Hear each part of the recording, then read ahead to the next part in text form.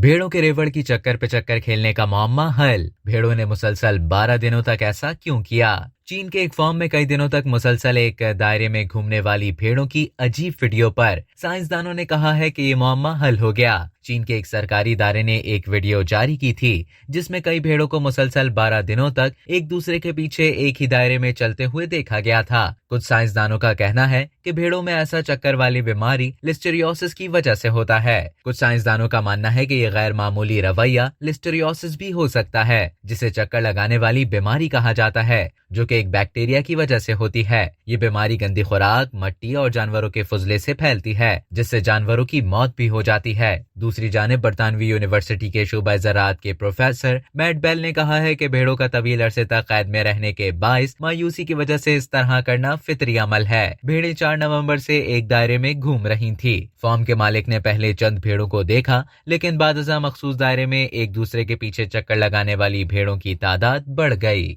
अब तक के लिए इतना ही। मजीद खबरों और न्यूज अपडेट्स के लिए डेली जंग के YouTube चैनल को सब्सक्राइब करें और फेसबुक के पेज को लाइक करना ना भूलें।